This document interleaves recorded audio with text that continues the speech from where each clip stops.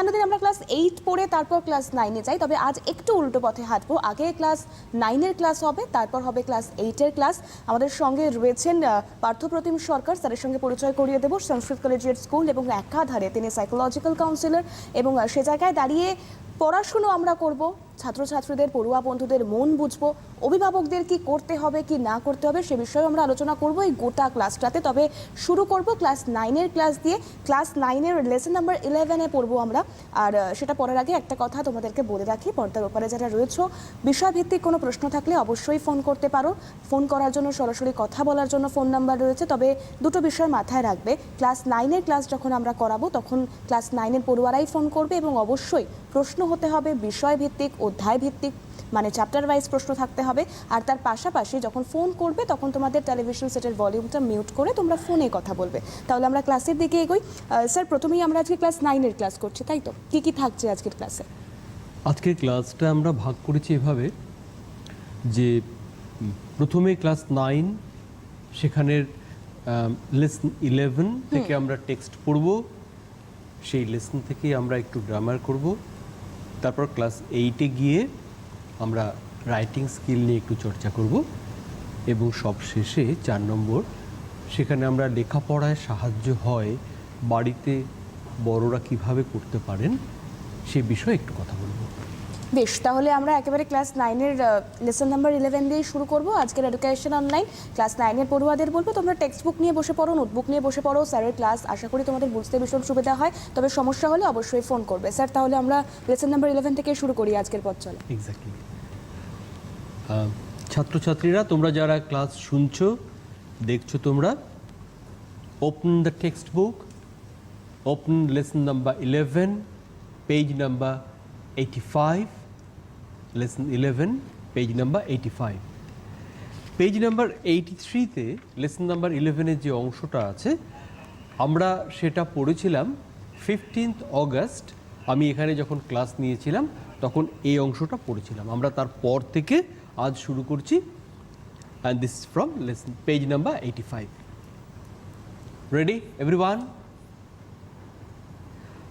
I searched long for a place of safe habitation. I found a little plain on the side of a rising hill. On the rocky wall of the hill there was a hollow place worn in like the entrance to a cave. On the flat of the green, just before this hollow, I resolved to pitch my tent. I cut the wood I collected into stakes. I drove them into the ground in a semicircle around my tent. The stakes stood 6 inches apart from each other. I put the cables I had rescued from the ship around the stakes in a manner of a fence. I used a short ladder to go over the fence. Once in, I withdrew the ladder after me so that I was completely fortified against the world outside. Into this tent, I brought all my stores and provisions. After I had been on the island for 10 or 12 days, it occurred to me that I would lose the measure of time. This was because I had neither watch nor calendar. To prevent this, I cut with my knife upon a large post the date of my landing. I put a notch with my knife for every day. Let's begin from the first. I searched long for a place of safe habitation. I, the narrator of the story, searched, তিনি খুঁজেছিলেন, long, দীর্ঘ সময় ধরে। The word long is generally used as an adjective. This is a long piece of cloth. This is a long story. Long as an adjective, but in this sentence the word long has been used as an adverb to mean দীর্ঘ সময় ধরে, দীর্ঘ সময় ব্যাপী। I searched long, আমি দীর্ঘ সময় ব্যাপী, দীর্ঘ সময় ধরে খুঁজেছিলাম, for a place, একটা জায়গার জন্য অফ সেফ হ্যাবিটেশন, সেফ নিরাপদ, হ্যাবিটেশন বসবাসের উপযোগী স্থান। আমি বসবাসের উপযোগী একটা নিরাপদ স্থানের জন্য দীর্ঘ সময় ধরে খুঁজেছিলাম। I found a little plain সমতল ভূমি। আমি খুঁজে পেয়েছিলাম একটু ছোট্ট সমতল ভূমি on the side of a rising hill. Rising উঁচু হয়ে যাওয়া, খাড়া হয়ে যাওয়া, একটা খাড়াই পাহাড়, উঁচু পাহাড়, তার পাশে আমি একটু ছোট্ট একটা সমতল ভূমি পেয়েছিলাম। On the rocky wall of the hill, এই যে হিল বা পাহাড়ের ওয়াল, দেওয়ালে, পাহাড়ের গায়ে, গাটা কেমন? Rocky. Rock noun, rock means বড় পাথর বা পাহাড়, রকি অ্যাডজেক্টিভ, পাথুরে। On the rocky wall of the hill, সেই হিল বা পাহাড়ের পাথুরে দেওয়ালে দেয়ার ওয়াজ আ হলো প্লেস, একটা সেখানে হলো, ফাঁকা বা ফাঁপা, একটা ফাঁকা একটা জায়গা পেয়েছিলাম। ওয়ার্ন ইন মানে যেটা ক্ষয় হয়ে গেছে, ক্ষতিগ্রস্ত, ক্ষয় হয়ে গেছে, ধীরে ধীরে দেওয়ালের গায়ে ক্ষয় হয়ে যাওয়া একটা ফাঁকা জায়গা আমি পেয়েছিলাম। Like the entrance to a cave, entrance প্রবেশ পথ, কেভ গুহা, একটা গুহায় যেমন প্রবেশ পথ থাকে তেমনি লাগছিল এটাকে দেখতে। এন্ট্রান্স প্রবেশ পথ, মনে থাকবে, কেভ হচ্ছে গুহা, গুহার প্রবেশ পথে যেমন দেখতে হয় তেমন লাগছিল দেখতে। On the flat of the green, আর এই গ্রিন সবুজ মাঠে, সবুজ ঘাস যেখানে রয়েছে মাটিতে, তা ফ্ল্যাট যেখানে সমতল, জাস্ট বিফোর দ্য হলো, এই হলো বা এই ফাঁকা জায়গাটার ঠিক আগে, I resolve to pitch my tent. আমি রিজলভ মানে সিদ্ধান্ত নেওয়া। আমি সিদ্ধান্ত নিয়েছিলাম to pitch my tent. Pitch শব্দটি অনেক অর্থ হয়। ওয়ান অফ দ্য মিনিংস এখানে অস্থায়ীভাবে খাড়া করা, two construct temporarily.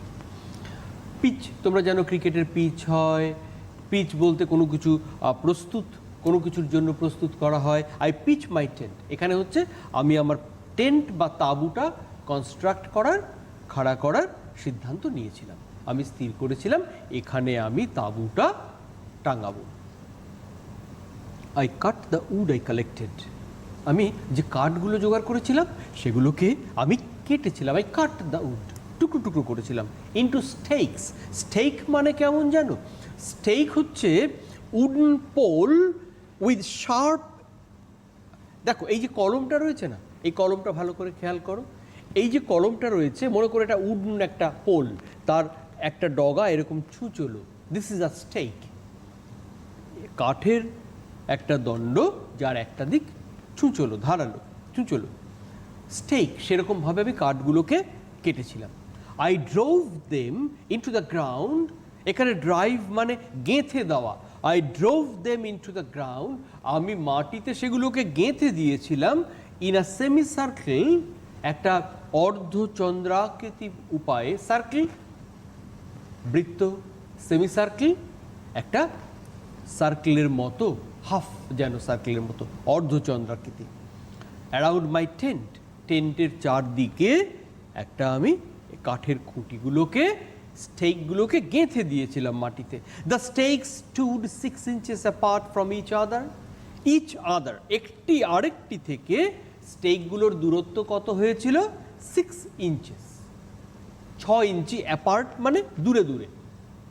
I put the cables I had rescued from the ship, আমি যে কেবলগুলো রেস্কিউ করেছিলাম, উদ্ধার করেছিলাম, যে তারগুলো উদ্ধার করেছিলাম জাহাজ থেকে, তোমাদের মনে আছে নিশ্চয়ই, জাহাজ ডুবির ফলে ন্যারেটর রবিনসন ক্রুসো তিনি আশ্রয় নিয়েছেন একটা দ্বীপে, সেখানে কোনো ব্যবস্থা নেই, মানুষজন নেই, কিছু নেই, সেখানে তিনি তার থাকার ব্যবস্থা করছেন। আগেরটা আমি বললাম 15 অগস্ট আমরা পড়েছিলাম ক্লাসে। I put the cables I had rescued from the ship, আমি জাহাজ থেকে আনা, উদ্ধার করে আনা কেবলগুলোকে আমি কিভাবে রেখেছিলাম, পুট করেছিলাম, দিয়েছিলাম। Around the stakes, in a manner of a fence. Fence মানে বেড়া। আমি একটা বেড়ার মতো করে, ম্যানার মানে ধরন, আমি একটা বেড়ার মতো করে এই স্টেকগুলোর চারদিকে জড়িয়ে জড়িয়ে জড়িয়ে জড়িয়ে দিয়েছিলাম। তাহলে স্টেক রয়েছে, তার গায়ে জড়ানো জড়ানো তার রয়েছে লোহার, তার ফলে এটা একটা ফেন্স হয়ে গেল, বেড়া হয়ে গেল। I used a short ladder to go over the fence. একটা ল্যাডার, ছোট একটা মই, ল্যাডার, একটা ছোট মই ব্যবহার করেছিলাম আমি ফেন্সের ভেতরে আসার জন্য। Once in I withdrew the ladder after me. একবার ভেতরে যাওয়া গিয়েই আমি ল্যাডারটা বাইরে থেকে তুলে, ন্যারেটর বলছেন, ভেতরে নিয়ে গেছিলাম। So that I was completely fortified against the world outside. Fortified, সুরক্ষিত, নিরাপদ। তার ফলে কি হলো, আমি বাইরের জগৎ থেকে পুরোপুরি সুরক্ষিত হয়ে গেলাম, ফোর্টিফাইড হয়ে গেলাম, আমি নিরাপদ হয়ে গেলাম, সুরক্ষিত হয়ে গেছিলাম। ইনটু দিস টেন্ট, আর এই টেন্টে আই ব্রট, আমি bring, present tense, first form ব্রট, আমি এনেছিলাম। I brought into the tent, আমি টেন্টে নিয়ে এসেছিলাম all my stores and provisions, আমার যা কিছু সঞ্চয়। মনে আছে উনি জাহাজ ডুবির ফলে উনি কতগুলো জিনিস জাহাজ ডুবির পর আবার একটা ভাসতে থাকা টুকরো থেকে উদ্ধার করেছিলেন, সেগুলো স্টোরস অ্যান্ড প্রভিশনস, আমার সমস্ত সঞ্চয় এবং ব্যবস্থাপনা, সেগুলো ভেতরে নিয়ে গেছিলাম। After I had been on the island for 10 or 12 days, এই আইল্যান্ডে, এই দ্বীপে রবিনসন ক্রুসো 10 বা 12 দিন থাকার পর, ইট অকার্ড টু মি, অকার মানে ঘটা, this incident occurred in Kolkata. এই ঘটনাটা কোথায় ঘটেছিল? কলকাতায়। এখানে ইট অকার্ড টু মি, এটা আমার ক্ষেত্রে ঘটেছিল, মানে এটা আমার মনে হয়ে এসেছিল। এখানে অকার মানে মনে আসা, মনে ঘটা, কোনো ভাবনা মনে সংঘটিত হওয়া। তাহলে ইট অকার্ড টু মি, আমার এটা মনে হয়েছিল, that I would lose the measure of time. Measure মানে মাপ। কি মনে হয়েছিল? তিনি সময়ের মাপ হারিয়ে ফেলবেন। সময়ের মাপ মানে কি? Second, minute, hour, day, week, month, year, decade, all these are measures of time. তার মনে হয়েছিল যে আমি তো দিনক্ষণ হিসেব রাখতে পারবো না। কেন? This was because, এটা এই কারণে হয়েছিল, I had neither watch nor calendar. তার কারণ ওনার কাছে ঘড়িও ছিল না, ওনার কাছে ক্যালেন্ডারও ছিল না। কি করে থাকবে? জাহাজ ডুবি হয়েছে, কোনো ক্রমে সাঁতরে একটা দ্বীপে গিয়ে উঠেছেন। আর কত কত বছর আগে, তোমাদের মনে আছে এই গল্পটা লেখা হয়েছে? বহু বহু বছর আগে। টু প্রিভেন্ট দিস, প্রিভেন্ট করা মানে কি জানো? ঠেকিয়ে দেওয়া, আটকে দেওয়া, কোনো কিছুকে ঘটতে বাধা দেওয়া, আটকে দেওয়া। টু প্রিভেন্ট দিস, বাধা, এটাকে বাধা দিতে গিয়ে, দিস মানে কি? এখানে এখানে দিস শব্দটি বলতে কোনটা বোঝানো হয়েছে? The loss of measure of time, সময়ের জ্ঞান, সময়ের হিসেব, সময়ের মাপ হারিয়ে ফেলা, এটাকে এখানে দিস দিয়ে বোঝানো হয়েছে। টু প্রিভেন্ট দিস, এটাকে প্রিভেন্ট করতে গিয়ে, I cut with my knife, আমি আমার ছুরি দিয়ে কেটে দিয়েছিলাম। আপনি লার্জ পোস্ট, একটা বড় পোস্টে, খুঁটিতে, the date of my landing, এই দ্বীপে আমার পদার্পণ করার তারিখ। ল্যান্ডিং, ল্যান্ড, পদার্পণ করা, পা ফেলা, মাটিতে পা ফেলা। আই পুট আর নচ, নচ হচ্ছে একটা দাগ, একটা চিহ্ন। আই পুট আর নচ, আমি একটা দাগ দিয়েছিলাম with my knife for every day. প্রথমে উনি লিখে রাখলেন তারিখটা, তারপর প্রত্যেকটা দিন একটা করে দাগ দিয়ে যাচ্ছেন, একটা করে দাগ দিয়ে যাচ্ছেন। 5টা দাগ মানে ওই তারিখের পর 5টা দিন গেছে। Clear? So we have read the first three paragraphs of page number 85 of the textbook of class 9. I tried to explain the meaning as much as I could, and I hope all of you have understood. Still, if you have any question, you can ask me. একেবারেই আমরা প্রথম 3টে প্যারা পড়ে ফেলেছি, তাই যদি তোমাদের কোনো প্রশ্ন থাকে সরাসরি কথা বলবার জন্য ফোন নাম্বার যাচ্ছে, তোমরা ফোন করতে পারো। তবে ঠিক যে চ্যাপ্টারটার পড়লাম আমরা ফার্স্ট 3 প্যারাগ্রাফস, সেই চ্যাপ্টার থেকেই আমরা কিছুটা গ্রামার সলভ করব, তাই তো sir? Exactly. Students, now we are going to discuss a little bit from the grammar part from the same lesson. This is lesson number 11. So open page number 90. In my last class, I discussed grammar from exercise 4 of the same page. Page number 90, exercise 4. এটা আমরা এই গ্রামারের অংশটি 15th অগাস্টের ক্লাসে আলোচনা করেছিলাম। তোমরা কেউ যদি মিস করে থাকো 15th অগাস্টের ক্লাসটা তোমরা ইউটিউব বা ফেসবুক থেকে শুনে নিতে পারো। Today we are going to discuss exercise number 5. Okay. The instruction is underline the clauses in the following sentences and state what kind of clauses they are. নিচের যে সেন্টেন্সগুলো আছে এই সেন্টেন্সগুলো থেকে ক্লজগুলোকে আন্ডারলাইন করো এবং বলো কোনটি কোন ধরনের clause. So we understand the most important clue for us to solve this exercise is the word clause.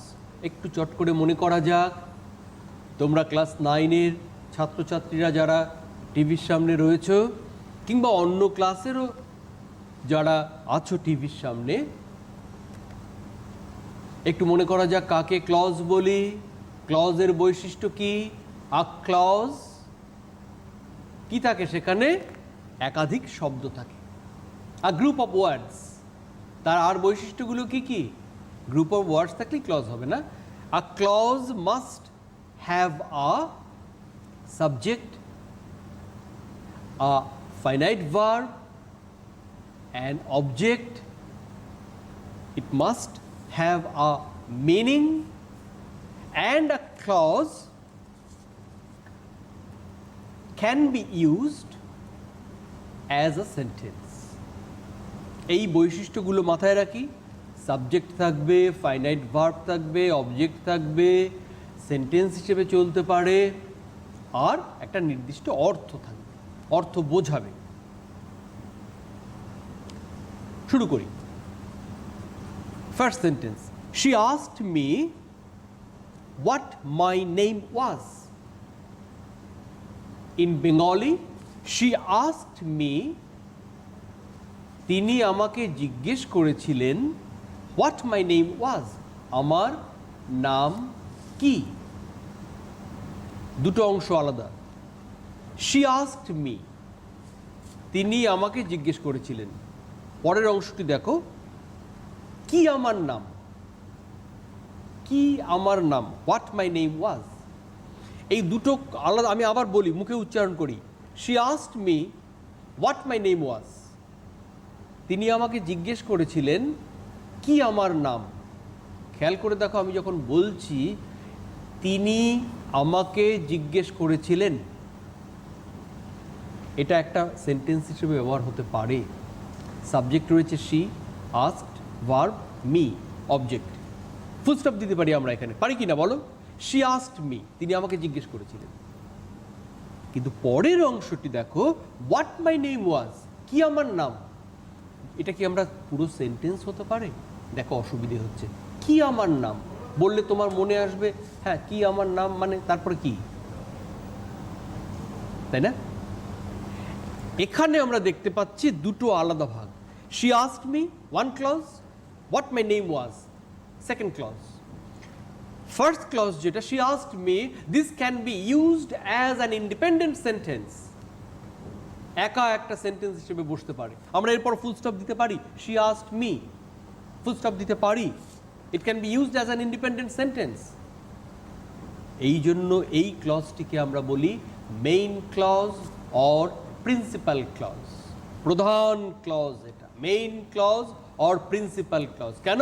কারণ এই কারোর উপর নির্ভরশীল নয়। This clause is not dependent on any other clause to be used as an independent sentence. Main clause or principal clause. But the second clause, খেয়াল করে দেখো, কি আমার নাম, what my name was. কারোর উপর নির্ভর, কি আমার নাম, তার মানে আগে কিছু রয়েছে, একটা সাবজেক্ট আছে, মাই নেম। আচ্ছা, আমরা তার আগে বলি, এই যে ডিপেন্ডেন্ট থাকছে এই ক্লজটি, হোয়াট মাই নেম ওয়াজ, এই যে ডিপেন্ডেন্ট থাকে অন্য অংশের উপর, এই অন্য অংশের সঙ্গে জুড়ে থাকে, সাবঅর্ডিনেট থাকে, that is why we call this clause a dependent clause or a subordinate clause. A clause that is dependent on another clause is a dependent clause. A clause that is subordinate to another clause is a subordinate clause. বুঝতে পারছো সকলে? We have identified two clauses, main clause or principal clause. She asked me, main or principal. What my name was? Dependent clause or subordinating clause. Clear হয়েছে সকলের কাছে নিশ্চয়ই? Now come to the second sentence. He is a friend who has always helped me. এখানেও আমরা দেখতে পাচ্ছি দুটো clause. He is a friend, full stop দিতে পারি আমরা? পারি। He is a friend, full stop. So this is the main clause, can be used as an independent sentence, is not dependent on any other thing. So he is a friend, main clause or principal clause. Who has always helped me, যে আমাকে সর্বদা সাহায্য করেছে। তোমরা খেয়াল করে দেখো, when we say this clause, who has always helped me, যে আমাকে সর্বদা সাহায্য করেছে, what comes to your mind? যে আমাকে সাহায্য করেছে মানে কি, কে? So we understand this clause is dependent on other clause. So this is the dependent clause or the subordinating clause. Number C, please enter the room where you are asked to. Please enter the room where you are asked to. Again, notice, please enter the room, full stop. Maybe there is a full stop. You can put a full stop here. You can make it a separate sentence, and it can be used as a separate sentence, as an independent sentence, not dependent on anything else. So please enter the room, this is the main clause or the principal clause. সবাই বুঝতে পারছো তো? Second পার্টে রয়েছে when you are asked to, যখন তোমাকে বলা হবে। শুনেই মনে হচ্ছে না কানে? when I say when you are asked to, যখন তোমাকে বলা হবে, এই কথাটা শুনেই আমাদের মনে হচ্ছে যখন তোমাকে বলা হবে, তার মানে আগে কিছু রয়েছে। This clause is a subordinating clause because this clause is subordinating to the principal clause. Number D, that he will win is known to us. এর মধ্যে is known to us কোনটা? তার জয়টা is known to us. He will win, that is known to us. তাহলে এক্ষেত্রে আমরা পাচ্ছি he will win, that is known to us. আমরা এটাকে কিভাবে ভাগ করব বলো দেখি? he will win, আচ্ছা আমরা যদি এভাবে বলি it is known to us that he will win, খেয়াল করে দেখো, it is known to us, এটা আমাদের কাছে জানা, that he will win, যে সে জিতবে। তাহলে আমরা আমাদের কাছে জানা, কোনটা আমাদের কাছে জানা? he will win। তাহলে আমরা এক্ষেত্রে মেইন ক্লজ কোনটা পাচ্ছি? আমরা মেইন ক্লজ এখানে পাচ্ছি he will win, আর subordinating that is known to us, দ্যাটটাকে সামনে বসানো আছে, কিন্তু সাবঅর্ডিনেটটা হচ্ছে that is known to us R he will win, he will winটা আমরা এভাবে পাচ্ছি। Clear? Main clause or principal clause, dependent clause or subordinating clause। আশা করি আমরা এই সেন্টেন্সগুলো পড়ে তোমাদেরকে ব্যাখ্যা করে যখন বললাম তোমরা বুঝতে পেরেছো সবাই। বেশ, আমরা তাহলে এখানেই ক্লাস 9-এর ক্লাসটা শেষ করছি এবং তার পাশাপাশি ক্লাস 8-এর ক্লাসে যাব। ক্লাস 8-এর ক্ষেত্রে আজকে আমরা পুরোপুরি রাইটিং স্কিলে থাকবো। তবে তোমাদের যদি কোনো সমস্যা হয় তোমরা অবশ্যই ফোন করতে পারো। সরাসরি কথা বলার জন্য ফোন নাম্বার যাচ্ছে। ক্লাস 9-এর পড়ুয়াদের যদি কোনো প্রশ্ন থেকে থাকে তাহলেও তোমরা ফোন করতে পারো। তবে আমরা এখন ক্লাস 8-এ যাব এবং 8-এর রাইটিং স্কিলেই থাকবো। তো স্যার, 8-এর পড়ুয়াদের জন্য কি বলবেন? ক্লাস 8 তোমরা টেক্সট বই খোলো, open your textbook, take your exercise book. This is very important because now we are going to learn our writing skill. So you need an exercise book. আমি এই কথাটা প্রতি ক্লাসে তোমাদের বলি, the first step of learning a writing skill is, তো প্রথম কাজটা করতে হবে, take a blank page, put margin on all four sides. Put margin on all four sides of the page. Clear? ওকে, আমরা জানি রাইটিং স্কিলে 3টি ভাগ থাকে। রাইটিং স্কিল ভালো করে শিখতে গেলে কি করতে হয়? First you need to learn what are the important points of this particular writing skill, শিখতে হবে। Second, you need to get a model answer from the teacher. Teacher যদি তোমাদের একটি মডেল আনসার দিয়ে দেন, that will help you to learn properly. And the third step and the very important step is practice. তুমি শিখলে important points remember, তারপর তুমি শিখলে মডেল আনসার থেকে। Now this is your part, practice practice and practice. Let's start with the first step. আচ্ছা, যে writing স্কিলটি আমরা আজকে শিখব সেটি সম্পর্কে বলে রাখি। তোমাদের টেক্সট বইয়ে তোমরা পেজ নাম্বারগুলো একটু চট করে মার্ক করে নাও বা খাতায় লিখে নাও। Page number 15, activity number 10B। Page number 15, activity number 10B. Page number 39, activity 10A. Page number 59, activity 8B. Page number 83, activity 10B. Page number 1, 2, 3, activity number 10B. What does it mean? কেন বললাম এগুলো? খেয়াল করে দেখো, this particular writing skill is in your textbook 5 times. Do you understand what it means?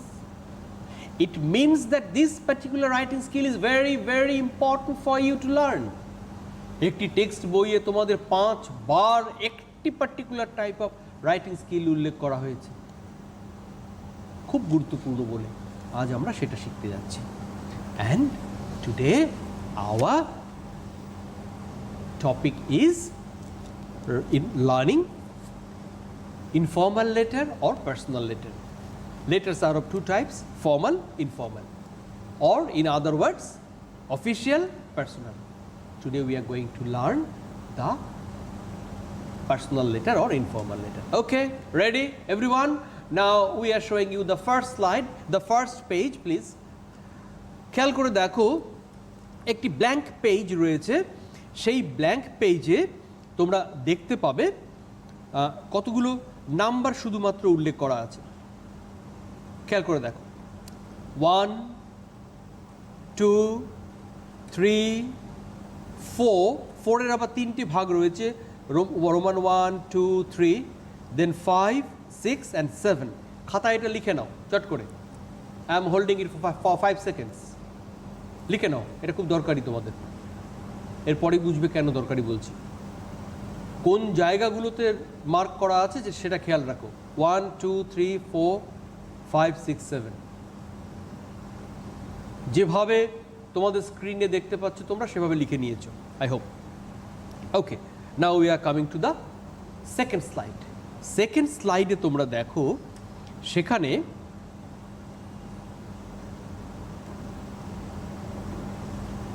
ওকে, যেখানে point number 1 ছিল, দেখো এখানে খেয়াল করে পয়েন্ট নাম্বার 1, সেন্ড আস শর্ট অ্যাড্রেস। সেন্ড আস শর্ট অ্যাড্রেস লিখে নাও চটপট বা দেখে নাও। সেন্ড আস শর্ট অ্যাড্রেস, ঠিক তার নিচে থাকবে ডেট। আমি এগুলো পরে উদাহরণ দিয়ে দেখাবো, আপাতত পয়েন্টগুলো উল্লেখ করেছি। Date, then there will be salutation. Salutation is সম্বোধন। স্যালিউটেশন ইজ সম্বোধন। Then comes the body of the letter, and the body of the letter is divided into 3 paragraphs. Then comes subscription or leave taking or courtesy. Subscription, some people call it subscription, some people call it leave taking, some people call it courtesy. আমি তিনটেই উল্লেখ করে দিয়েছি যাতে তোমরা বুঝতে পারো। Then comes signature. মনে রাখবে, in case of personal letter you will write only your name, your first name, your first name.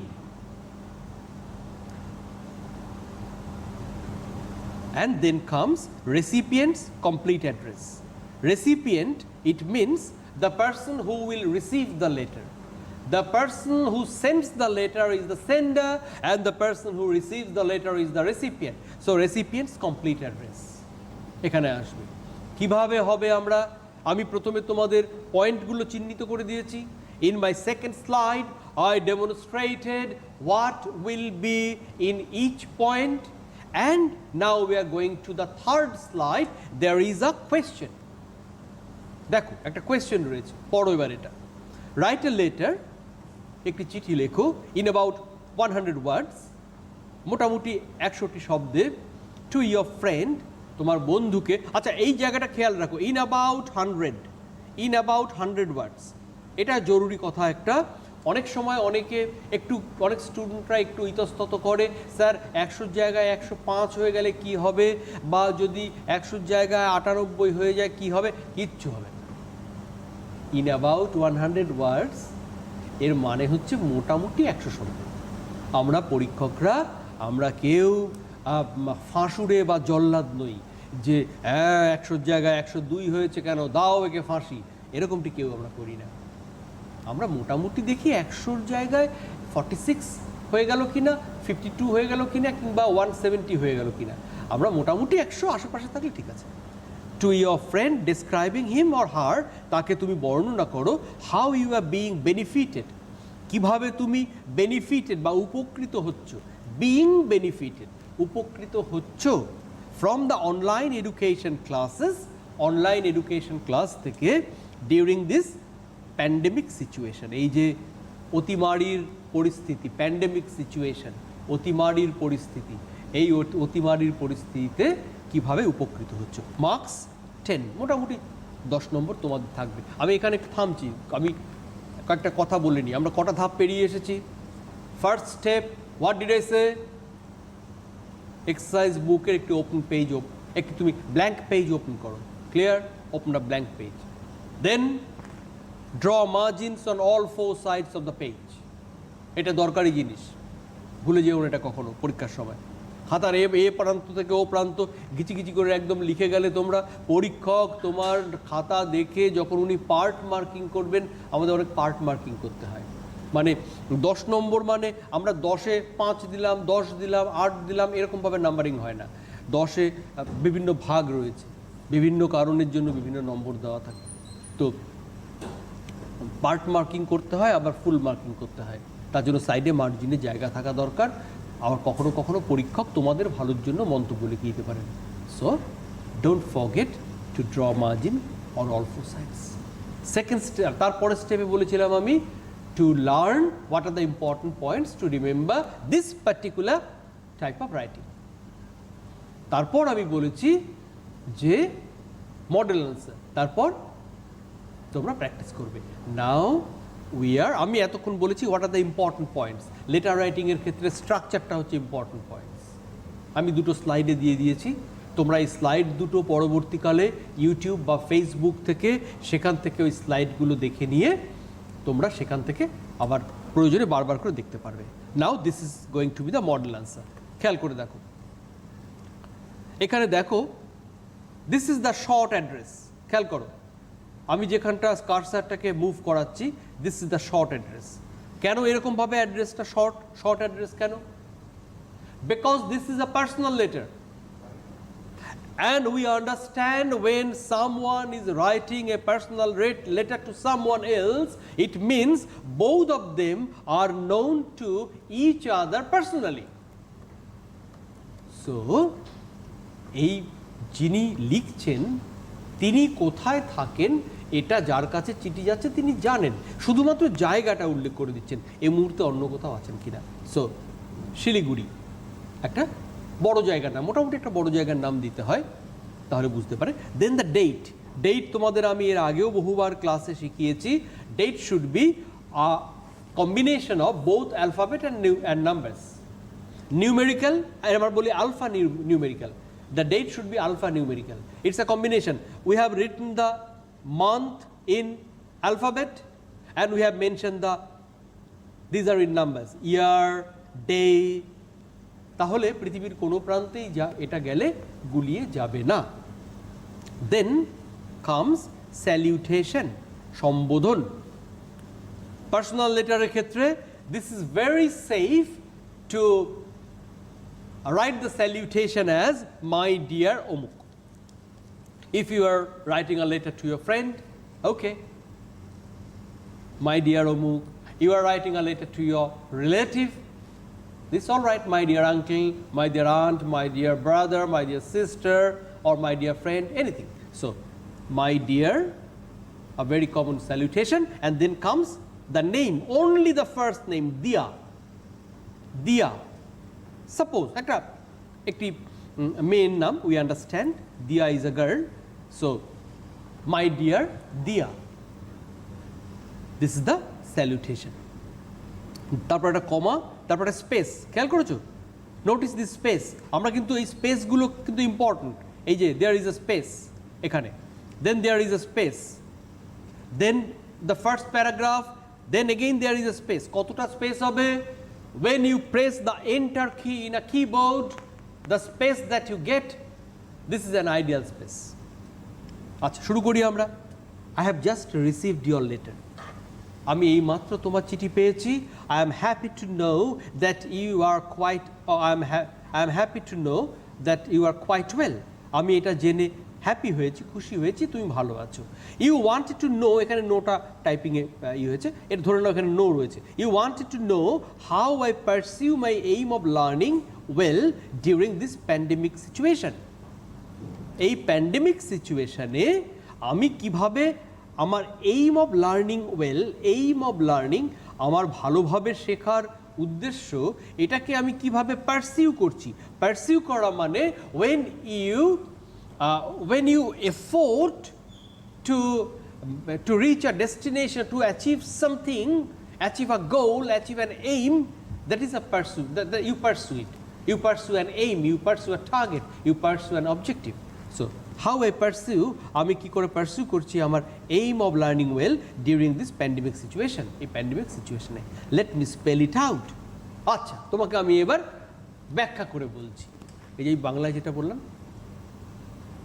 আচ্ছা, আমি তোমাদের এবার ব্যাখ্যা করে বলি, এটাই ইংরেজিতে বলে স্পেল আউট সামথিং, মিনস কোনো কিছু সহজ করে ব্যাখ্যা করে বলা।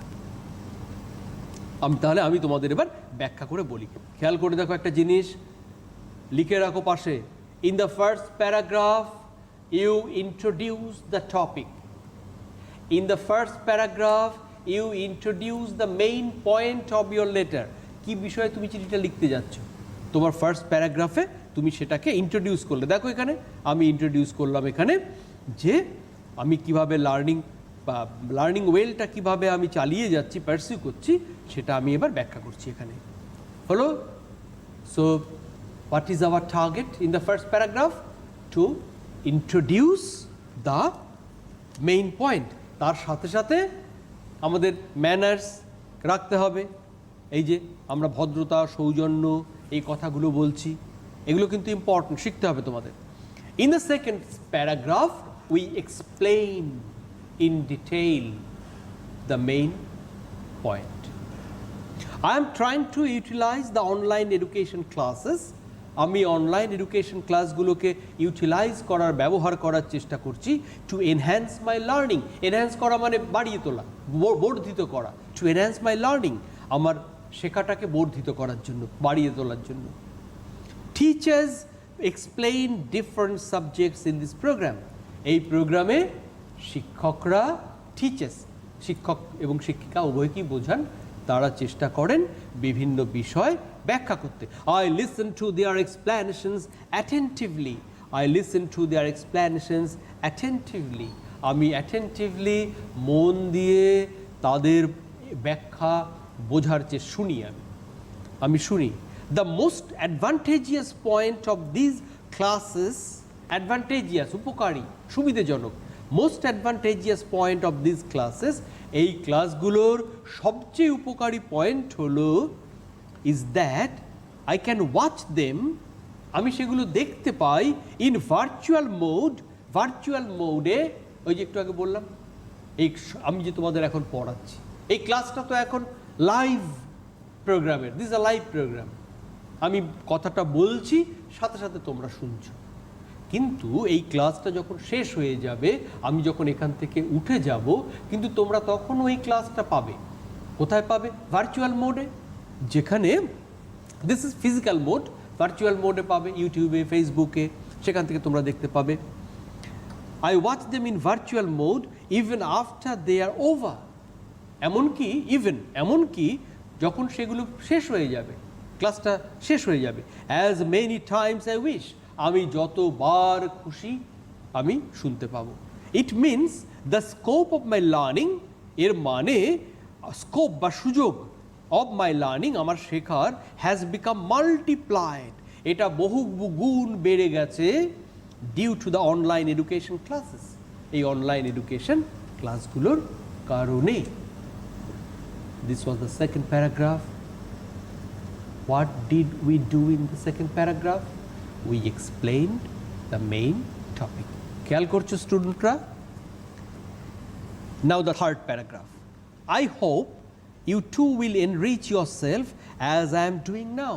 আমি যেরকম এখন করছি তেমনিভাবে তুমিও তোমাকে এনরিচ করবে, সমৃদ্ধ করবে, এটা আমি আশা করি।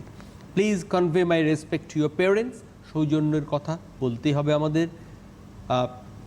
তোমার বাবা মাকে আমার শ্রদ্ধা জানাবে। Lots of love for you, এবং তোমার জন্য অনেক ভালোবাসা রইল।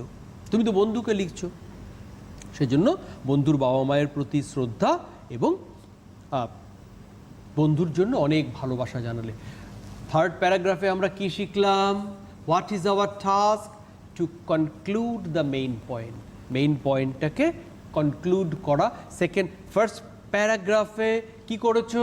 You have introduced the main point. In the second paragraph, you have explained the main point. In the third paragraph, you have concluded everything. Then comes leave taking or courtesy, etc. etc. আমরা যেভাবেই বলি না কেন, your friend, এটা হচ্ছে সেটা। Then your name, দোলা, মনে করা যাক একটি কোনো মেয়ের নাম দোলা। এবার খেয়াল করে দেখো, when Dola addressed Dia, Dola also addressed Dia by the first name only. Dola didn't mention the surname, only the first name. Kano? Because this is a personal letter. Dia and Dola, they are known to each other, একে অপরকে চেনে, এবং সে কারণেই তো personal letter লিখেছে। এবং সে কারণেই এখানে দিয়ার নামটাও লেখার সময় দোলা তার সারনেম লেখেনি, নিজের নামটা লেখার সময়ও সারনেম লেখেনি, Dola. Then comes the complete address of the recipient. ভালো করে এটা এই জায়গাটা শিখে নাও। রেসিপিয়েন্ট মানে যিনি চিঠিটা পাবেন, যার কাছে যাচ্ছে, প্রাপক ইন বেঙ্গলি। কি কি থাকে খেয়াল করে দেখো। টু, কার কাছে যাচ্ছে, ফুল নেম দিয়া সেন। দেন কেয়ার অফ, কার কেয়ারে আছে, অভিভাবককে, care of. Then 31, this is the building number. Then comes, first comes name, then comes care of, then comes building number, then name of the street, MG road. ভারতবর্ষের প্রায় সমস্ত শহরে, প্রত্যেকটি শহরে একটি করে MG রোড আছে।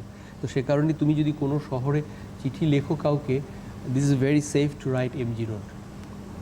আচ্ছা, so MG road, building number, name of the street, then post office, P, capital P dot capital O dot, post office, Bhadreshwar, একটি নাম।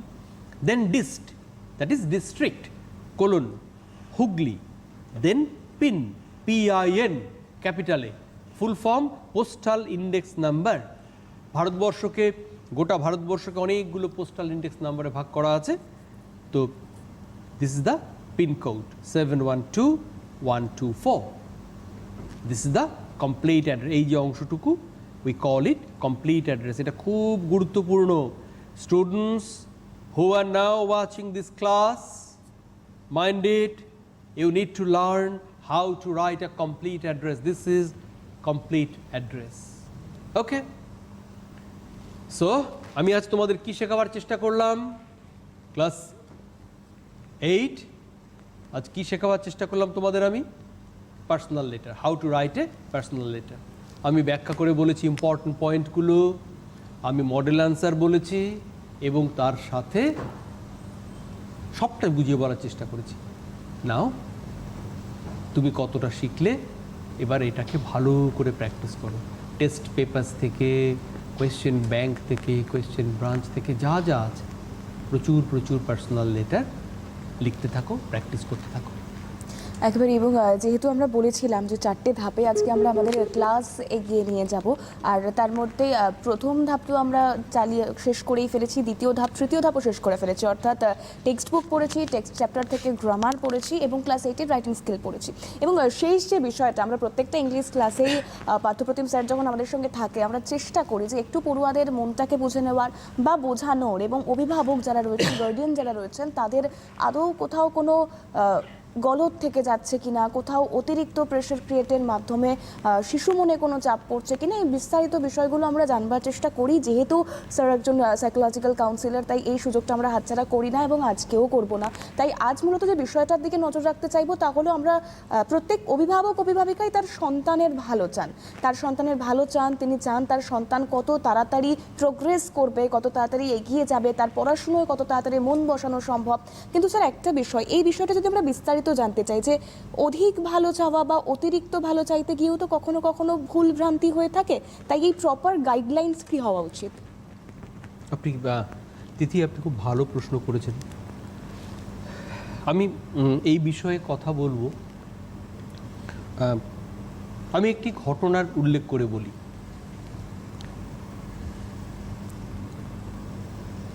সাইকোলজিক্যাল কাউন্সিলর হিসেবে কাজ করতে গিয়ে যারা আমাদের কাছে আসেন, আমি নামটা একটু বদলে বলছি, ধরা যাক তার নাম জ্যোতির্ময় কুণ্ডু।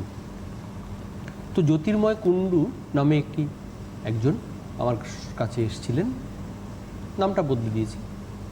বিভিন্ন বিষয়ে কথা হচ্ছে একাধিক দিন। তিনি একটা জায়গায় তার বোধ হয় তার দুঃখ রয়ে গেছে যে তিনি যেভাবে লেখাপড়াটা শেখা দরকার ছিল স্কুলে, সে জায়গাটা তার বড় ফাঁকি রয়ে গেছে, ঠিকমতো শেখা হয়নি। তিনি একদিন বলতে বলতে কাঁদছিলেন, কেঁদে ফেললেন দুঃখে। কাউন্সিলিং সেশনে প্রায়শই হয়। একটা কথা তিনি বললেন যে, স্যার আমি না স্কুলে আমার পড়ায় ঘাটতি থেকে গেছে, তার একটা বড় কারণ স্যার ছিল, আমি সব সময়, আমি ছোটোর থেকে শুনে এসছি, উনি বলছেন জ্যোতির্ময়বাবু, যে আমি যখন একদম ক্লাস 1-এ তখন থেকে আমি শুনে আসছি যে, ওরা খুব দুঃখের কথা এটা, যে স্কুল সম্পর্কে, স্কুলের শিক্ষকদের সম্পর্কে, সিলেবাস সম্পর্কে, বই সম্পর্কে ক্রমাগত নীতিমূলক আলোচনা। তার বাড়িতে তার মা, যাকে তখন মা যখন তাকে স্কুলে নিয়ে যেতেন একদম ছোট থেকে শুরু করে, বলছে বরাবর আমি শুনে আসছি, এবং আমার বন্ধুদের মায়েদের সঙ্গে মা যখন কথা বলতেন, ফোনে কথা বলতেন, সামনে বলতেন, স্কুলে লেখাপড়া, স্কুল বই, শিক্ষক শিক্ষিকা, তাদের পড়ানো, তাদের আচরণ, ক্রমাগত সমালোচনা শুনতে শুনতে স্যার ছোটোর থেকে আমার মাথায় একটা জিনিস ঢুকে গেছিলো, যে স্কুলটা অনেক গরদে ভরা জায়গা, শিক্ষক শিক্ষিকারা তাদের পাঠদান অনেক গরদে ভরা। কিন্তু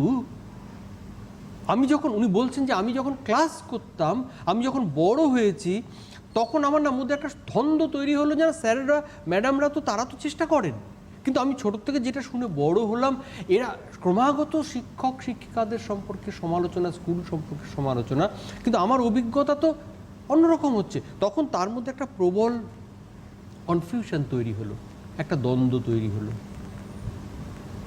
আমি এই ঘটনাটার এই কারণে উল্লেখ করছি, আমরা সব বাবা মায়েরা, আমরা বড়রা, আমরা ছোটদের ভালো চাই, সন্তানদের ভালো চাই, কিন্তু ভালো শুধু চাওয়া নয়, আমাদের খেয়াল রাখতে হবে আমরা এমন কোনো কাজ, এটা আমাদের দায়িত্বের মধ্যে পড়ে, যে আমরা এমন কোনো কথা, এমন কোনো আচরণ কি আমরা করে ফেলছি শিশুর সামনে আমাদের অজান্তে, যেটা শিশু মনে নেতিবাচক এমন প্রভাব ফেলছে, যে ক্রমাগত যে জ্যোতির্ময় কুণ্ডু নামে যে বাচ্চাটি বড় হয়ে উঠেছে এখন, যে এখন আফসোস করে তার ক্রমাগত এই নেতিবাচক ধ্যান ধারণাগুলো শুনতে শুনতে।